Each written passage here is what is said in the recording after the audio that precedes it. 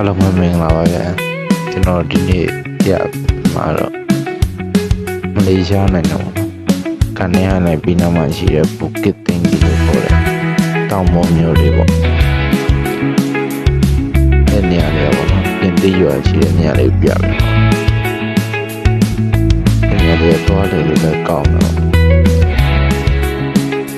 ရောက်တာတော့ဟိုပြီးခဲ့တဲ့နေ့တော့အခုမှဖုန်းနံပါတ်ဗီဒီယိုတွေ့လို့ပြန်နေနေတာ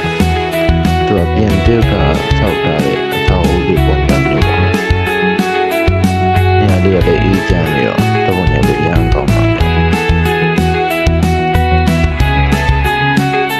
ကမန်ကနေဟာလာဟိုဘတ်တောင်းဆိုရင်ဒီပုတ်တင်ကြီးဒီဘက်တောင်းဟိုဘတ်တောင်းဒီဘက်တောင်းမှာဂျပန်ရွာလေးရှိတယ်ဂျပန်ဝတ်စားဝတ်ပဲဂျပန်ဝတ်ဆောင်လေးရလေးရပါ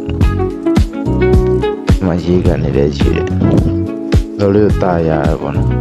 ပုံရိုက်လို့လည်းကောင်းတယ်ရနဲ့မိုက်တယ်ပေါ့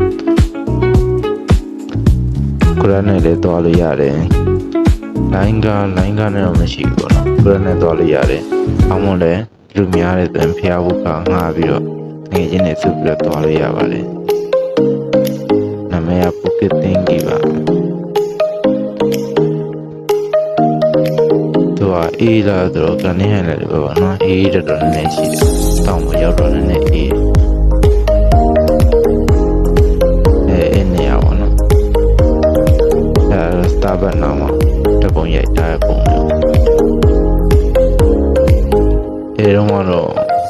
လောက်တဲ့မလေးကိုကြောလိုက်ပို့ပြီးတော့သူပို့ပြီးလို့ရောက်သွားတယ်ကိုပေါ့တငယ်ချင်းနဲ့သူပြီးကာငါပြီး isbet ကာငါပြီးတော့သွားလို့ရတယ်ကိုပေါ့ကိုသွားမယ်တငယ်ချင်းတယောက်နှစ်ယောက်လောက်သွားမယ်တဲ့ကိုရကာငါပြီးတော့သွားလို့ရတယ်ဘူကစ်တင်ကြီးတွေပဲရိုက်ချလိုက်တွေ့ပါလိမ့်မယ်ဟုတ်ကဲ့ကျေးဇူးတင်ပါတယ်အဆုံးလေးကြည့်ပြီးလို့ရောက်ဘူးတဲ့လူတွေရှိရင်လည်း comment မှာရေးခဲ့ပါနော်